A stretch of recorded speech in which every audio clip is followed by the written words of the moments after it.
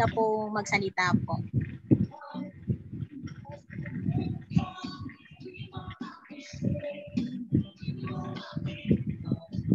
Anyone po na gusto pong may gustong ipasalamat po sa ngayong gabi?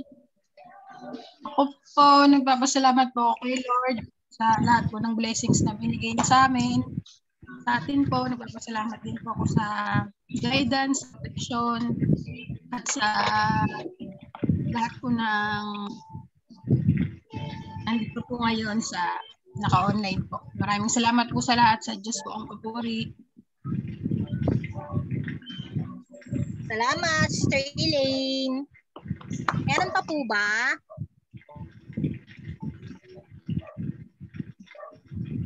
Sister Che, ako.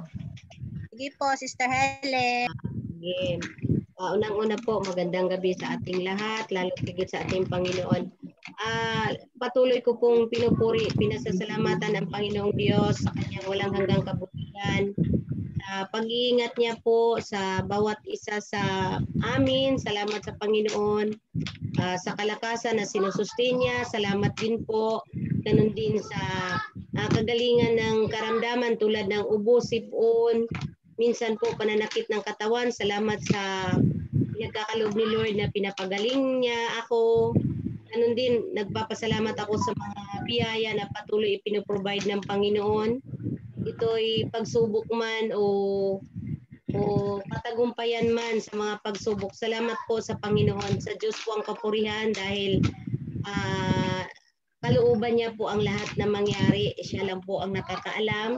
Kaya patuloy kong pinasasalamatan ng Panginoon sa patuloy na biyayang natatanggap sa araw-araw, lalo tigit sa pag-iingat sa panahon ngayon sa banta ng virus na sa buong mundo po. Kaya salamat sa Panginoon dahil patuloy niya tayong iniingatan. Kaya purihin ang Panginoon. Yun lang po. Salamat po. Salamat po, Sister Helen. Meron pa po bang gustong mag-share po? Ay, ako po, Sister Che. Sige po. Good evening po sa lahat, lalo na po sa Panginoon.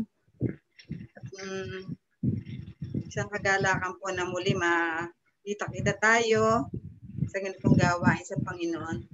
Ay, share ko lang po yung bakuna namin ni Brother Ray. Kami dalawa ni Brother Ray mayroon ng bakuna first dose. Yun po. Salamat sa Panginoon. Nung una natatakot kami pero yun nga yung salamat sa prayer po ng lahat. Ganun din ang pag-iingat ng Panginoon na wala pong side effect sa amin at yun nga po at ang naramdaman ko lang po yung nung hapon kasi umaga po kaming binakuna nung hapon saka nung kinabukasan ng umaga kasi yung kung alin ho yung hindi ang sabi yung hindi natin gagamitin lagi ito yung kaliwang pinabakuna ako kasi magamit ko yung kanan. Ininom po ako ng pain reliever. Ang naramdaman ko lang po mabigat yung braso ko, ang bigat-bigat ng braso ko ganun. Parang may nakatagan. Ganun lang po ang naramdaman namin ni Brother Ray at salamat po sa Panginoon. At wala po sa ganun din po sa prayer ninyo. At salamat din po sa Panginoon sa araw-araw naming buhay, sa buong pamilya. Brother, yung aking mga anak, manugang, apo, salamat sa kanila din po mga hanap buhay, sa kanilang trabaho, na ang bawat isa ay iniingatan po ng Panginoon sa lahat ng sakuna, ganun din po sa lahat ng uri ng karamdaman. Salamat po Panginoon at salamat din sa Panginoon po na patuloy niyang pinuprovide ang lahat ng aming pangangailangan sa lahat ng aspeto ng aming buhay. Salamat po. Salamat po.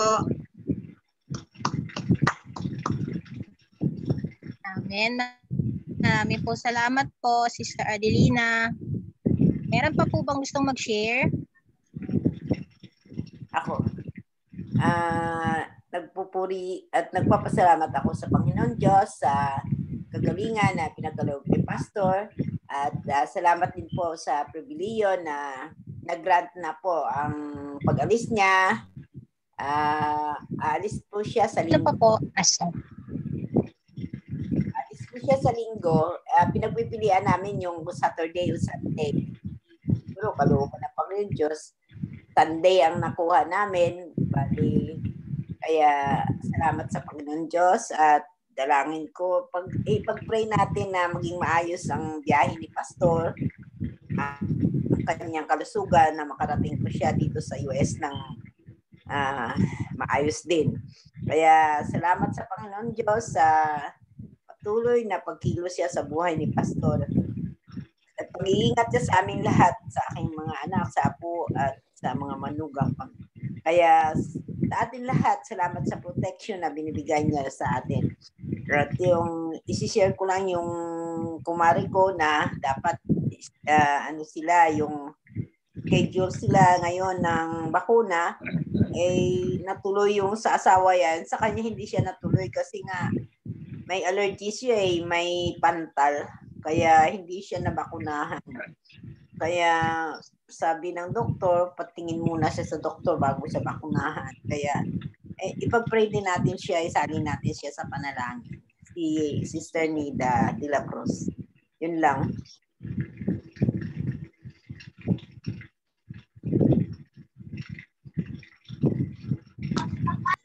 Salamat po, Sister Linda.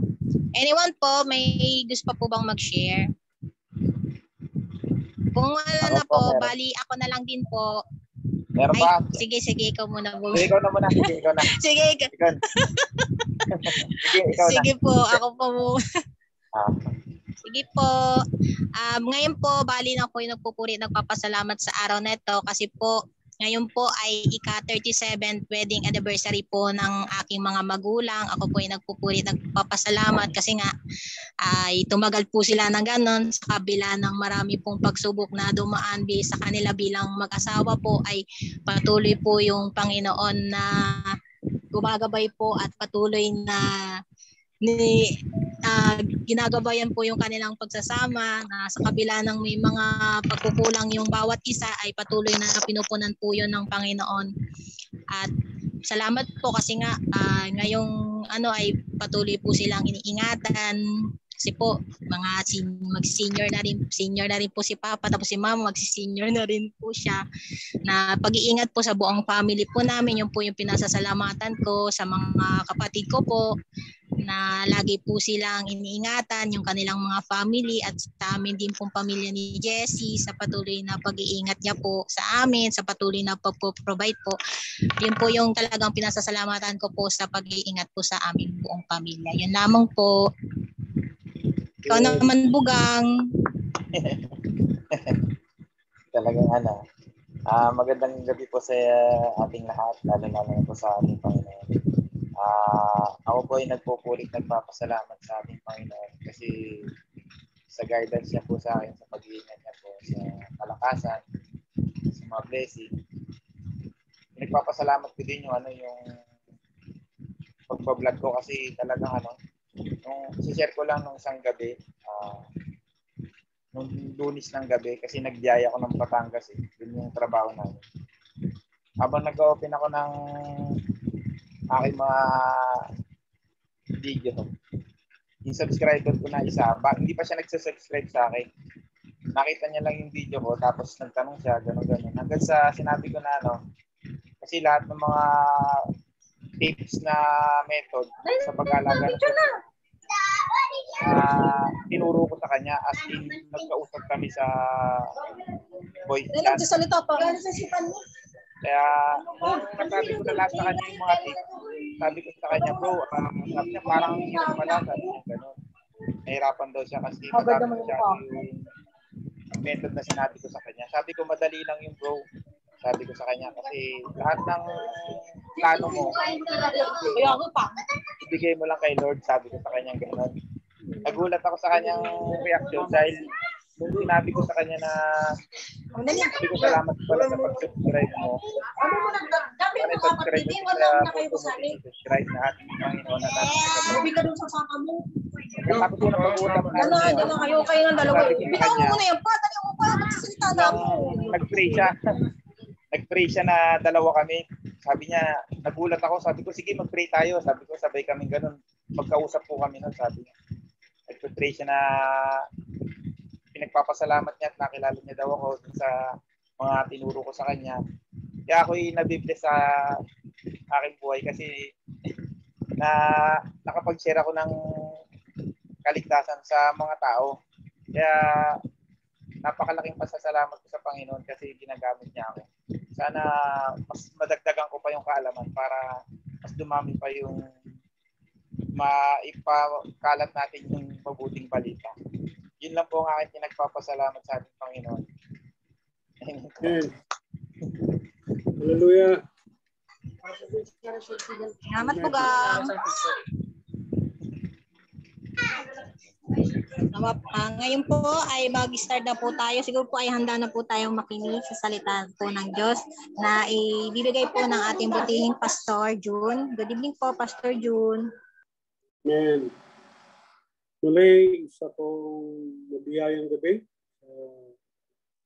Bawat isa na nakadalo sa ating pong pulong panalangin.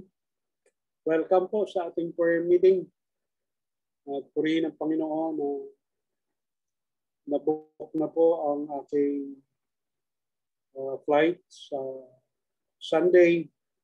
Alas 9 po ng gabi ang aking flight.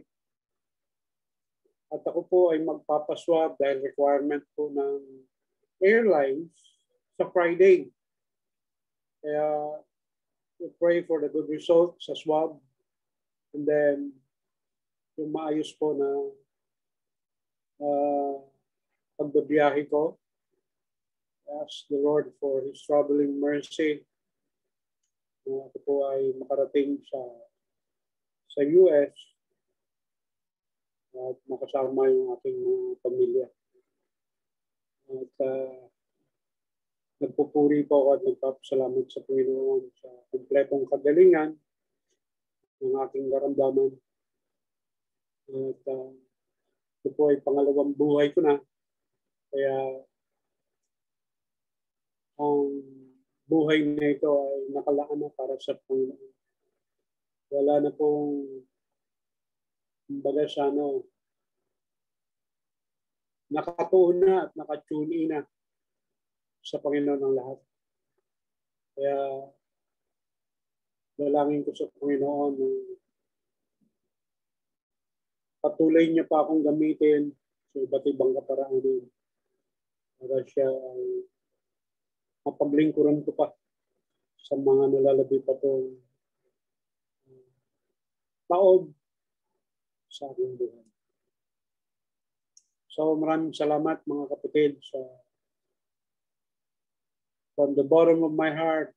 Ako ay nagpapasalamat sa inyo pong walang sawang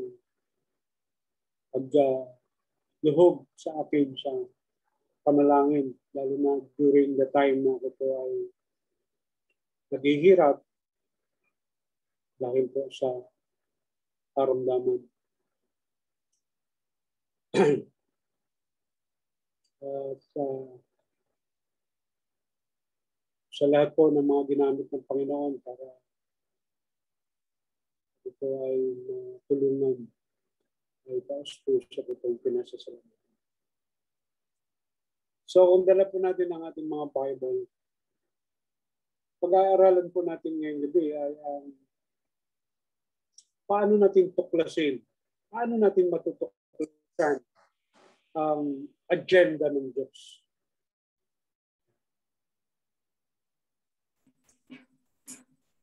Kailangan matuklasan natin ang agenda ng Diyos at matuklasan din natin kung ano yung agenda natin sa buhay. No? Para ito po ay magtugma, no? Magtugma, mag-align para makita natin ang kalooban ng Diyos. So buksan po natin ang ating mga Bible sa aklat po ng Marcos. Marcos 1, talatang 35.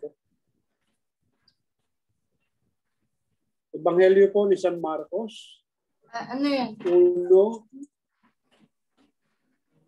Kapitulo 1, Kabanatang 1, Ang talata po ay 35. Ang sabi po rito, madaling araw pa ay bumangon na si Jesus at nagtungo sa isang ilang na puok at nanalangin. Hallelujah. Diyos po magpala sa basa ng kanyang mga salita. Sabi po ng talata, madaling araw pa. No? Hindi pa pumuputok ang araw. Ang ating Panginoong Jesus ay bumabangon na para sa kanyang personal na pakikipag-ugnayan sa kanyang amang nasa langit. So makikita po natin ang disiplinadong buhay. No? Ang buhay po ng ating Panginoon ay well-disciplined, lalo na sa larangan po ng panalangin. Hindi niya po hindi bilang responsibilidad, kundi bilang way of life niya ang makikipagniig at makikipag-ugnayan sa kanyang amang nasa langit. Kaya alam na alam po ng ating Panginoong Jesus ang agenda ng Diyos. Yung mga palatuntunan at kalooban ng Ama ay nalalaman po ni Jesus dahil sa kanyang panalangin, no? Sa kanyang way of life na pakikipag-ugnayan sa kanyang Ama. Kaya kung nais po natin matuklasan ang agenda ng Diyos at maging ang agenda natin sa buhay para umakma at mag-align, ay kailangan po natin ang walang sawang pananalangin. No? Sa ating talata ngayon, ay madaling araw pa. Si Jesus ay bumabangon at nagpunta sa isang lugar na kung saan maari siyang manalangin mag-isa. No? Kung mapapansin po natin ang ating Panginoong Jesus, every time na siya po ay makikipag-ugnayan sa kanyang Ama, ay nananalangin siyang mag-isa. No? Meron siyang mga paboritong lugar para sa kanya pong personal na pakikipag-ugnayan sa Diyos. Kaya makikita natin na laging sinasabi ng ating Panginoon na hindi ang kalooban ko, kundi ang kalooban nyo, o Diyos, o ang kalooban nyo, Ama. So kabisado po ng mga alagad ng ating Panginoong Jesus ang ugali ng ating Panginoon. Na siya po ay nanalangin na minsan magdamag. May mga pagkakataon na magdamag siyang nananalangin. May mga pagkakataon naman na maaga siya nagigising. No? Para makipag-ugnayan sa kanyang amang nasa langit. Kaya, ang mga alagad po ng ating Panginoong Jesucristo ay hindi nahirapan para siya ay hanapin. No? Alam na alam nila kung saan nila hahanapin ang ating Panginoong Jesus. Pag nawawala ang ating Panginoong Jesus sa piling nila, alam nila kung saan nila hahanapin.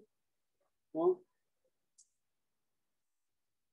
Doon sa lugar na kung saan ang ating Panginoon ay laging nakikipag-ugnayan sa kanyang amang nasa langit para malaman niya ang pinaka-agenda ng Diyos, no?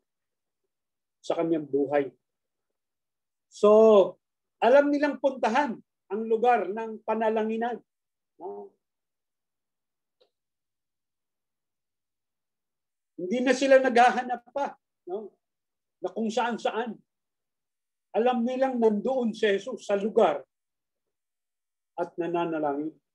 Kaya madali nilang puntahan, madali nilang makita ang ating Panginoong Jesus. Nalaala natin si Judas Iscariote. Nung ipagkanulo niya ang ating Panginoong Hesus sa pamamagitan po ng 30 pieces of silver. No? Yung 30 pirasong pilak ang ibinayad sa kanya. At nung ibalik niya itong 30 pirasong pilak sa mga pare ay hindi tinanggap, di ba? Hindi tinanggap po yun. At yun ay binili ng yung kaprasong lupa.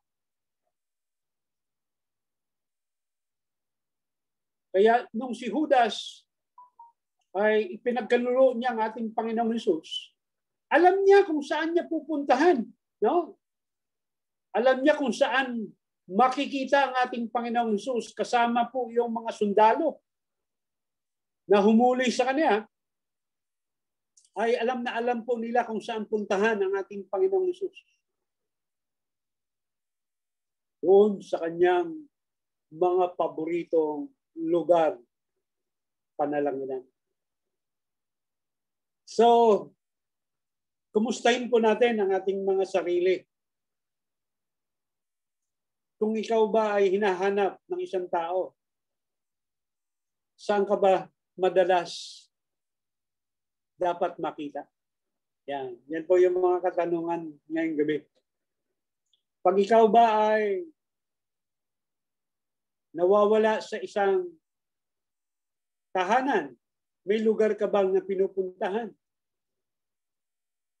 O may isang sulok ka ba na pinupuntahan at doon ka makikita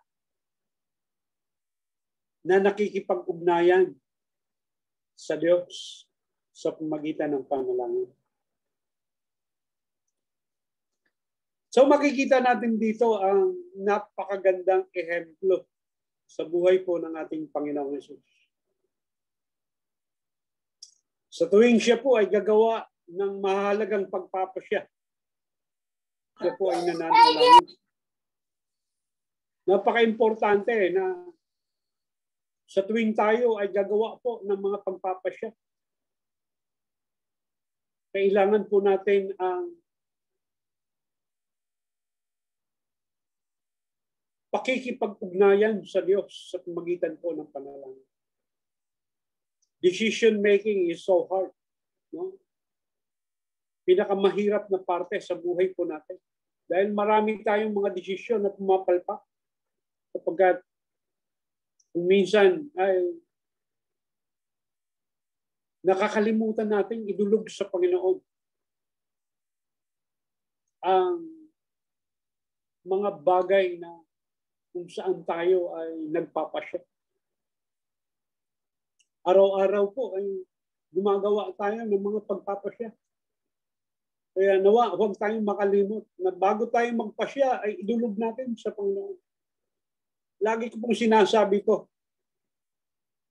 ang mga bagay na malabo na hindi mo maunawaan at naguguluhan ka kapag hindi malinaw, ay pinalilinaw po ng panalangin. So hanggat hindi mo makita ng malinaw ang isang bagay, kailangan huwag tayong tumigil sa ating mga panalangin hanggang humantong po doon. Sa malinaw na malinaw, para tayo ay makagawa ng tama na pagpapasya. Tama na desisyon sa ating buhay. So, ang ating Panginoong Hesus ay nananalangin sa tuwing siya po ay gagawa ng pagpapasya. Noong ang ating Panginoong Hesus ay tinukso, no? Nung siya po ay tinukso ni Satanas, ay 40 days and 40 nights na hindi siya kumain. At hindi lamang hindi siya kumain, kundi nag-aayuno ang ating Panginoon. No? At alam po natin na ang pag-aayuno ay kasama po riyan ang mahigpit na panalangin doon po sa ating mga pagpapasya, sa ating mga kahilingan, at sa maraming bagay. So makikita natin ang mga kaparaanan ng Diyos sa buhay po ng ating Panginoong Hesus na hindi siya nakakalimot sa tuwing siya ay gagawa ng pagpapasya. Inuunan niya po ang kanyang pakikipag-ugnayan sa Ama. Noong ang ating Panginoong Hesus ay pumili ng 12 alagad, no, na makakasama niya sa kaniyang ministeryo dito sa lupa, ay makikita po natin na siya po ay nanalangin din, no?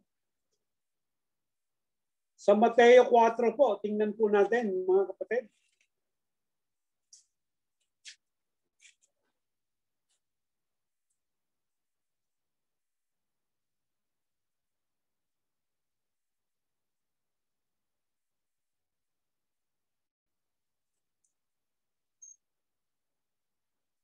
Sa Lucas 6:12 pala, hindi Mateo po. Lucas 6:12.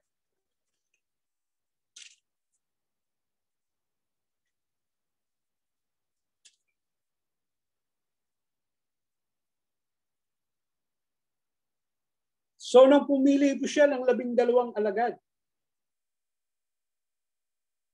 Sabi po ng talatang 12, nung panahong yon, umahon si Jesus sa isang burol at magdamag doong nanalangin.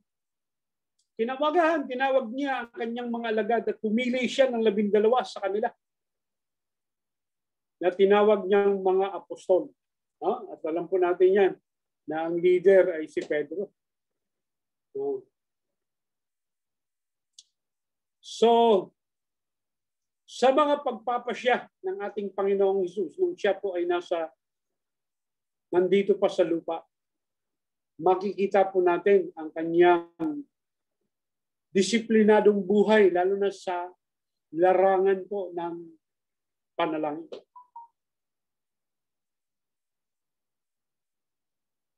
Isipin nyo, anak ng Diyos, no? Kaisa-isang anak ng Diyos. Diyos na makapangyarihan, kapantay ng Ama, pero hindi siya nakakalimot. Ang very intimate relationship, makikita po natin yan. Lalo na nung siya po ay nakabayubay doon sa krus ng Kalbaryo. Yung pitong huling winika ng ating Panginoon sa krus ng Kalbaryo ay panalangin po lahat yan. It is a prayer. Kaya kahanga-hanga ang mga ipinakita ng ating Panginoon. Ngayon, nakatanungan po sa atin, sa bawat isa sa atin. Sa tuwing ba tayo ay nakikipag-ugnayan sa Diyos? Gaano kaya katagal tayo dapat manalangin upang matiyak na ang kalooban ng Ama? Yan po yung personal na tanong sa bawat isa sa atin. Gaano kaya tayo katagal nananalangin para matiyak ang kalooban ng Diyos sa ating buhay? Para malaman natin ang agenda ng Diyos sa ating buhay. Sinabi ko na po ang mga ginawa ng ating Panginoong Hesus. Kung siya ay tinukso, kung siya ay nagpapasya, kung siya po ay pumili ng kanyang mga alagad, ay hindi po siya nakakalimot sa kanya pong personal na pakikipag-ugnayan sa kanyang Amang nasa langit. So every time ng ating Panginoon ay nagmi-ministeryo dito sa lupa, madalas po ay napapaligiran siya ng maraming tao. At pagkatapos ng isang matagumpay na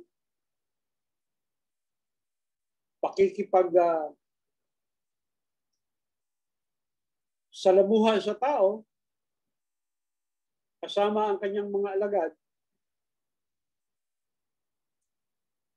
ay kailangan niya pong humanap ng isang tahimik na lugar kung saan malinaw niyang naririnig ang tinig ng kanyang amang nasa langit. Ina-isolate niya lagi ang kanyang sarili every time po na siya ay may panahon. No? At wala siyang ginawa kundi alamin ang agenda ng Diyos sa magitan po ng panalangin.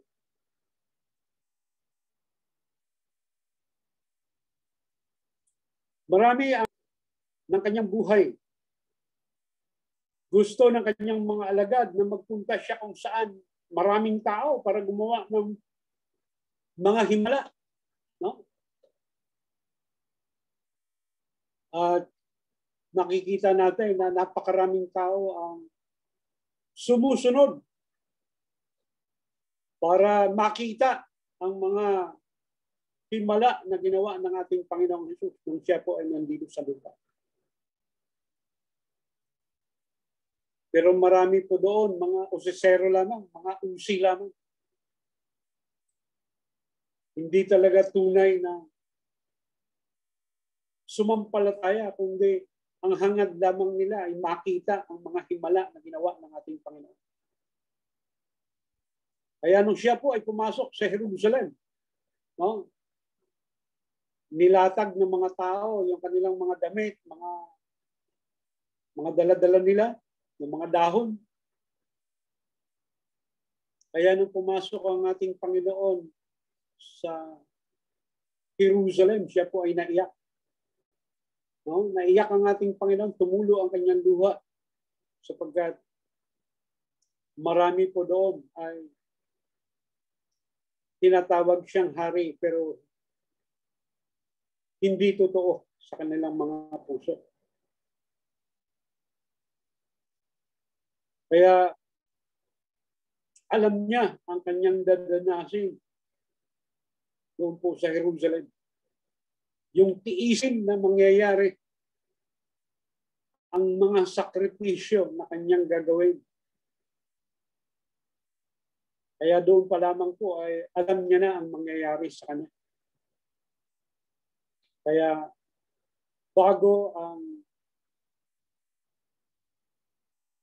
pagpako sa krus ng Kalbaryo nung siya po ay nakipagniig sa kanyang ama. Abang siya'y nanalangin ay pumatak po yung kanyang mga pawis na parang mga dugo. Ang sabi ng ating Panginoon, hindi ang kalooban ko, kundi ang kalooban mo. Merong takot, no? Merong takot sa kanyang puso na napakatindi ang mga tiisin na kanyang haharapin doon po sa krus ng Kalbaryo.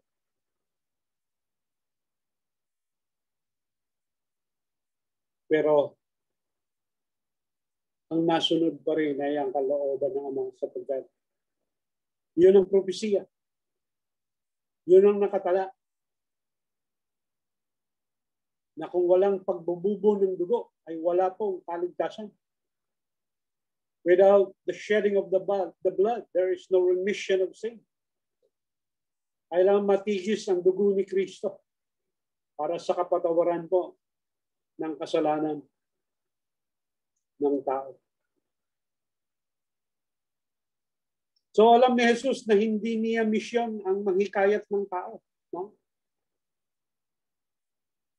Kundi ang manatiling masunurin sa kanyang ama. Panalangin ang naglatag ng agenda ng ministeryo ni Jesus. Yan po ay makikita natin sa Lucas 6:12. nauna ang panalangin bago po ang mga himala.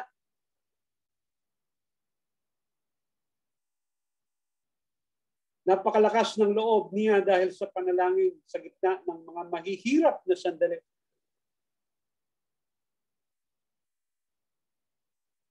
So naalala ko po, nung ako po ay nag-positive sa COVID-19. Yung unang linggo po ng ang journey ko ay napakahirap po na kalagayan sapagkat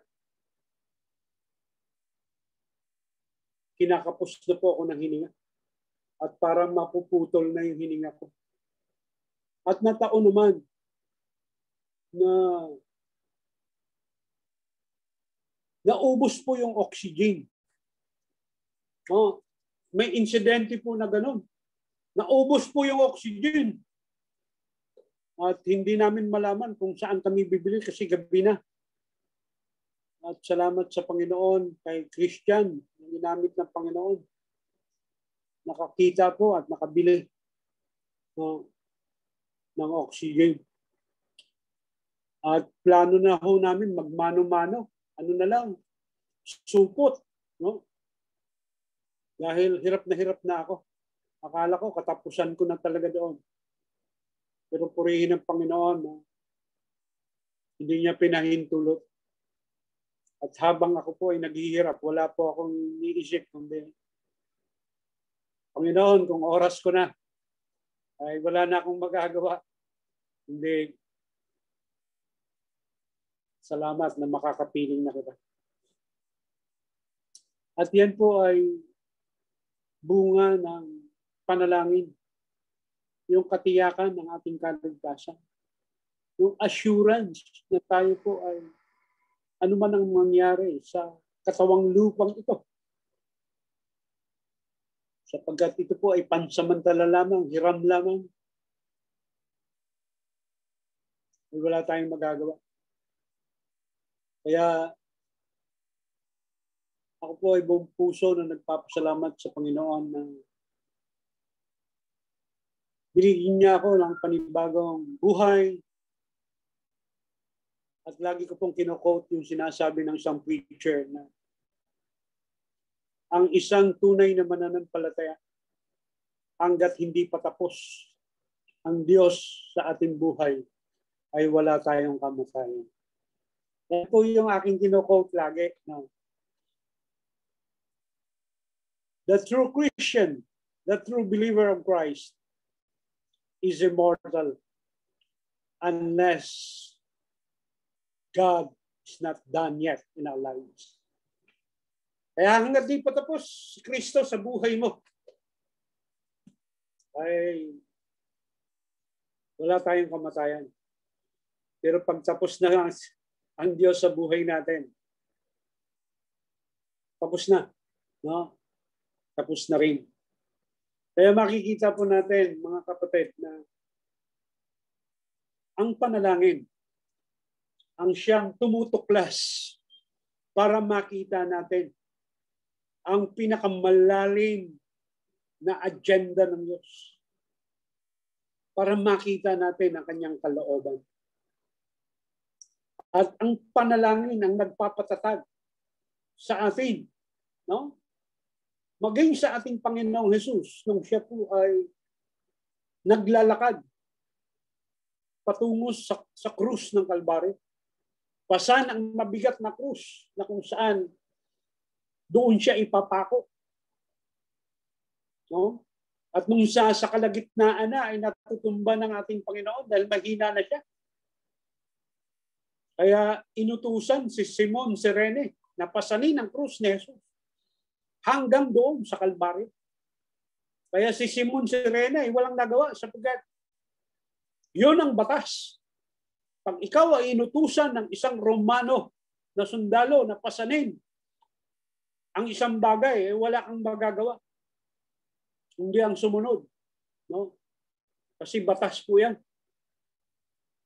Pero ang sabi ng ating Panginoon, pag pinapasan sa iyo ang 1 milya, ang kanyang dala, pasanin mo ng 2 milya. Ang sabi po ng Panginoong Hesus. Dagdagan mo ba ng 1 pang milya? Marami po tayong mga kabigatan, lalo na sa panahon ng pandemyang ito. Mga kabigatan na minsan bumabatak sa atin pababa para manghina tayo sa ating pananampalataya. Kaya para matuklasan natin, makita natin ang pinakamalalim na agenda ng Diyos. Huwag tayo makalimot sa ating pong panalangin.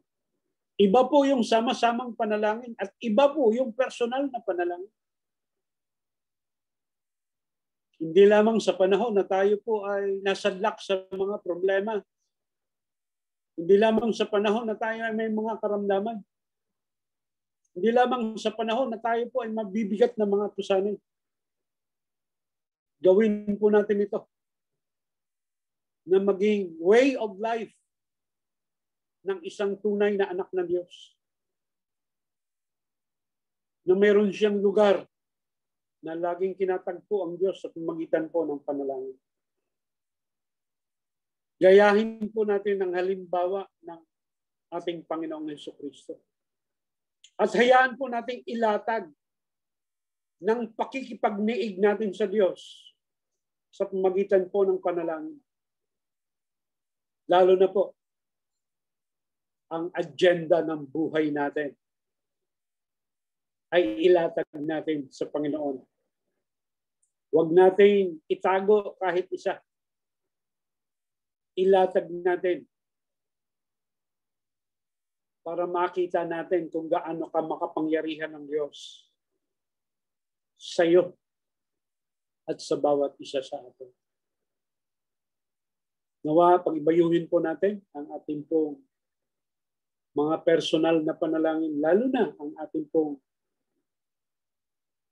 sama-samang panalangin.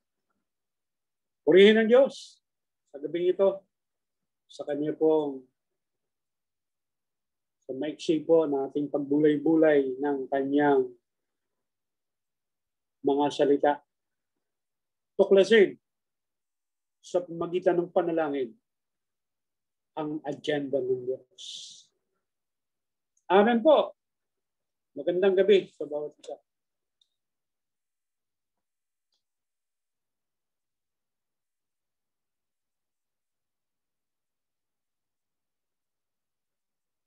Dadako po tayo sa ating pong mga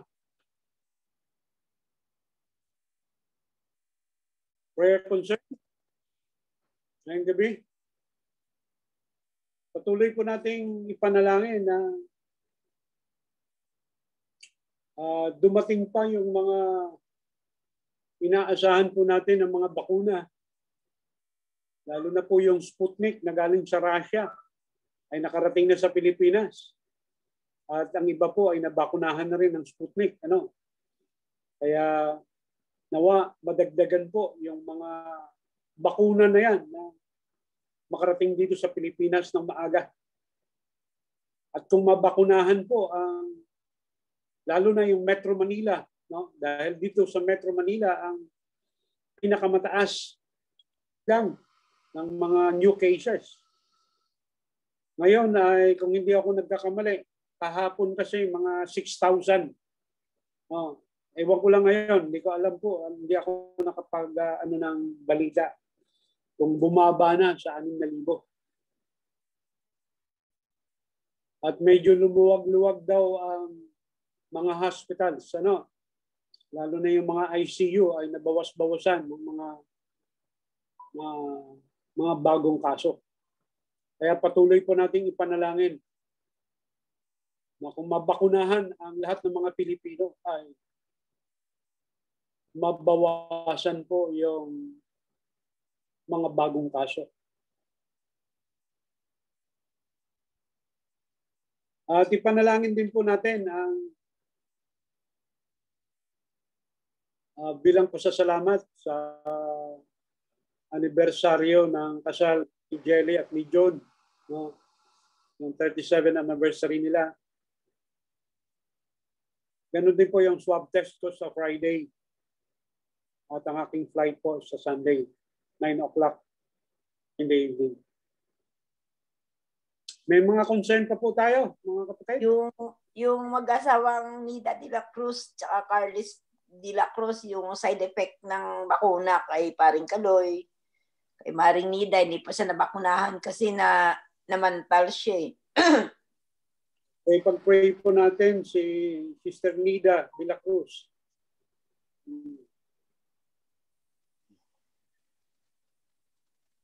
Sino po?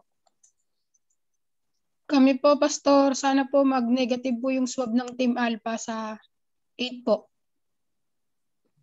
Sa 8. Opo.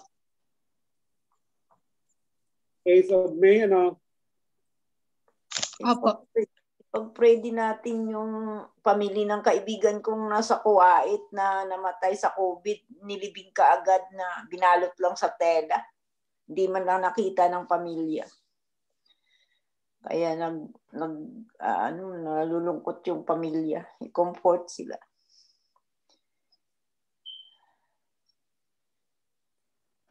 Ano nga yung pangalan ng kaibigan mo? Dilayla Gubuyan Calaor. Yung kaibigan nyo? Dilayla Gubuyan Calaor. Si Dilayla. Oo. Nurse po yan sa Kuwait. Si Dilayla na lang. Tinamaan siya ng COVID, namatay.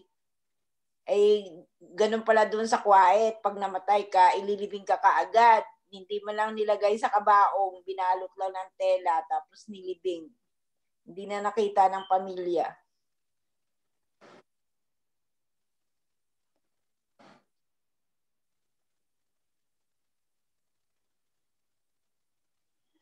So anyone else? Meron pa po ba?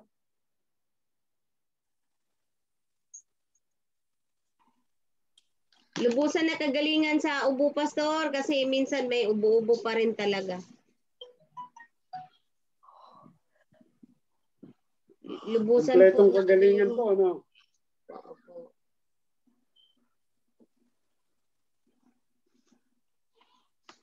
Ng mga ubo at sipon. Sipon.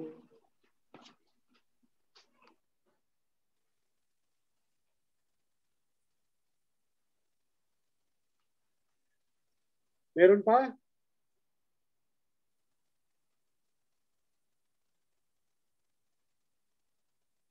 Kung wala na po, tayo po ay dumulog sa Panginoon sa pamagitan po ng panalangin. Yung mga narinig po natin ng mga prayer concern. At ang dispute po sa agawan sa teritoryo ng Pilipinas at ng China, ano? Pag-pray po natin na maging maayos ang negotiation at hindi po idaan sa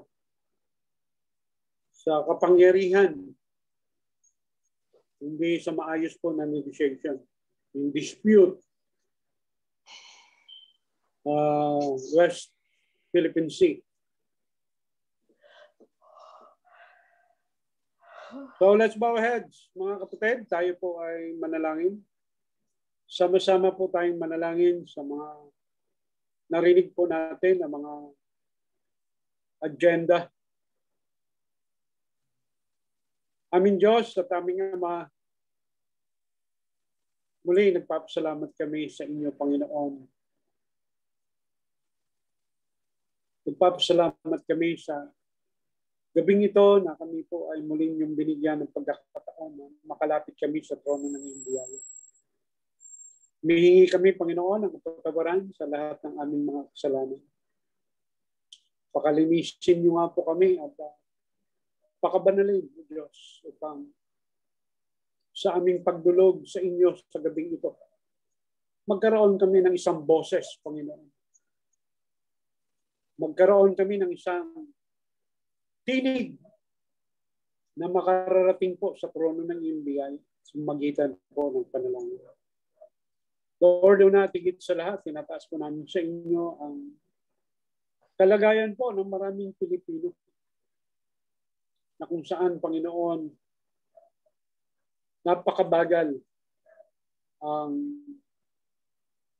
dating ng bakuna at marami pa po na mga priorities na hindi po nalapatan ng bakuna. Kaya sa inyo po namin ipinagkakatiwala ang lahat na kumilos po kayo sa buhay ng mga leader po namin. Nanawa maging maayos ang mga negotiation patungkol po sa mga vaccine na galing po sa iba't ibang mga bansa. Dalangin ko, Panginoon, na sa madaling panahon ay malapatan na ang lahat ng mga Pilipino, lalo na, O Diyos, ang Metro Manila. At ganoon din, Panginoon, tinataas po namin sa trono ng iyong biyaya ang kalagayan po ng India sa ngayon, na kung saan sa bawat araw ay 3,000 ang mga namamatay, O Diyos.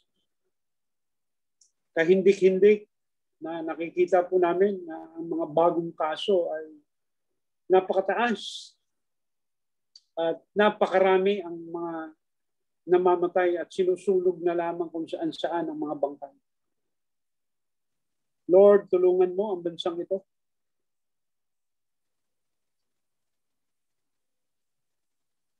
Tulungan mo sila, Panginoon, na makaahon at magpadala ka, O Diyos, ng mga medical frontliners para sila po ay tulungan para ang bansang ito ay makarecover, Panginoon, sa kanilang kalagayan. Or tinataas din namin ang lahat po ng mga nasa critical na kalagayan. Panginoon, kilala mo sila at alam mo kung nasaan sila ngayon. Humihingi kami ng pabor, O Diyos, sa inyo. Na maranasan nila ang iyong himala. Maranasan nila ang iyong kapangyarihan, ang kagalingan na nagmumula sa inyo. Dakilang Diyos na mahabagin sa lahat. Patuloy po namin itinataas sa inyo ang iglesia po ng Pinalagad, ang PCCI, Panginoon. Hindi po namin alam kung kailan matatapos ang pandemyang ito para kami po ay magkaroon ng face-to-face worship. And we pray, Lord, na continue to bless your people. Ano man po ang aming mga kalagayan, kayo ang Diyos na nakakita ng aming pong mga buhay. Sinabi niyo sa inyong salita,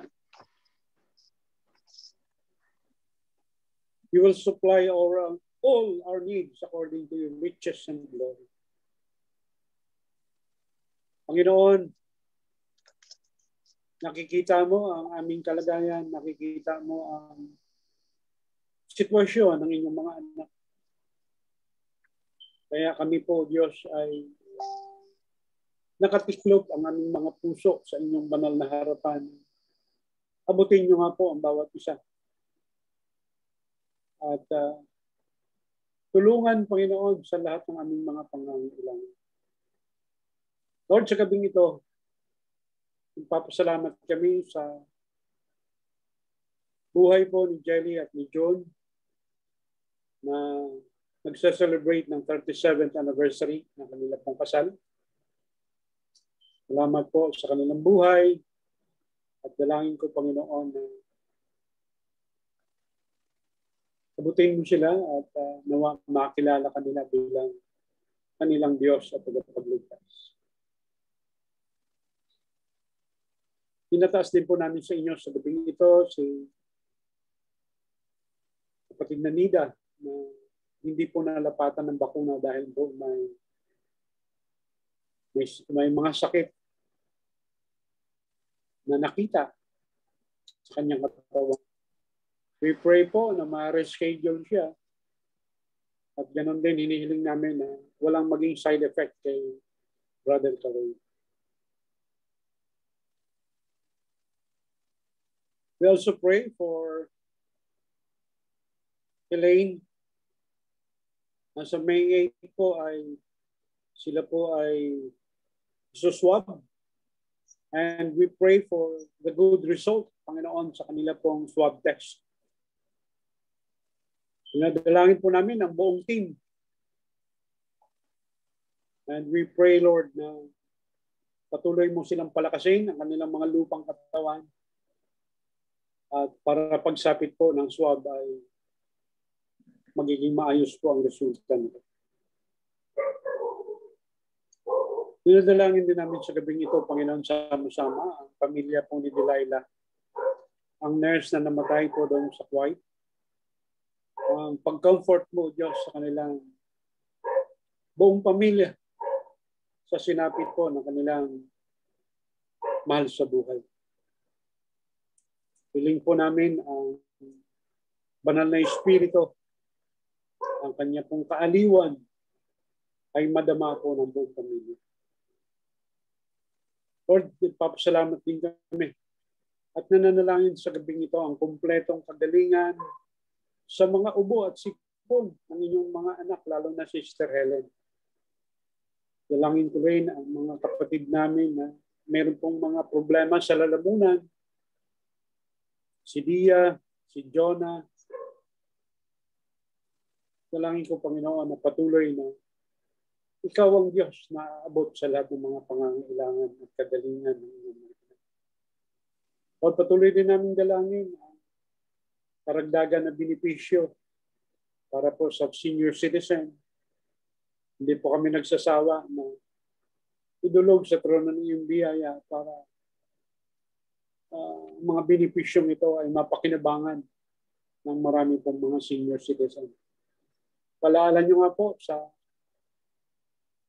aming presidente ang benepisyong ito. We also pray, Lord, sa swab test ko sa Friday. We pray for the good result para po may present sa Philippine Airlines. And we ask for your traveling mercy sa aking pong flight sa Sunday, alas 9 po ng gabi. Lord, nakikita mo ang aming mga kabigatan. Nakikita mo, Panginoon, ang mga pasanin ng inyong mga anak. Wala kaming maitatago sa inyo. Nakikita niyo lahat ang aming kalagayan. Kaya pinagkakatiwala namin ng buong buo sa inyo, Panginoon, ang bawat isa. Patuloy mo kaming proteksyonan. Patuloy mo kaming bigyan, Panginoon, ng lakas ng loob at tibay ng aming pananampalataya. Na anuman ang magiging lundo nitong pandemyang ito, ay hindi kami matatakot sapagkat meron kaming Diyos. Meron kaming tagapagligtas. Meron kaming tagapagtanggol. At higit sa lahat, meron kaming Diyos na malalapitan sa panahon po ng aming mga pangangailangan. Kaya damhin mo, Panginoon, ang bawat isa sa gabing ito. At iunat, O Diyos, ang iyong mahimalang kamay sa bawat katawan na meron pong karamdaman sa mga oras nito. Anumang uri ng karamdaman, sinasaway po namin sa pangalan ni Kristo. We reject all the spirit of sickness sa katawan po ng inyong mga anak. At inaanyayahan po namin ang espiritu ng kagalingan, espiritu ng tunay na nagtitiwala at tunay na nagbibigay ng pagsunod sa mga inuutos ng aming Panginoong Jesucristo. Ang kanyang huwaran, ang huwaran sa pamagitan po ng panalangin. Panalangin na siyang tutuklas sa mga agenda po ng Diyos sa aming buhay. Salamat po sa gabing ito, Panginoon. Mag-iwahiwalay kami na baon ng inyong mga salita sa aming mga puso. Mag-iwahiwalay kami na mayroong kapanatagan at kapayapaan sa aming mga puso. sa aming pagtulog ngayong gabi ay maramdaman namin ang iyong presensya sa aming mga buhay. Bigyan mo po kami ng masarap na tulog at nawa patuloy na maranasan namin ang iyong kapangyarihan sa buong magdamag. Salamat po sa lahat ng ito, O Diyos. Pinupuri ka namin, pinasasalamatan ka namin sa tanging pangalan ng aming Panginoong Hesukristo ngayon at magpakailan pa man. Amen at amen. Glory to His name. Magandang gabi ho sa inyo lahat, mga kapatid. Good night po sa lahat. Salamat po, Pastor. Salamat po. Salamat po sa lahat. Salamat po sa lahat.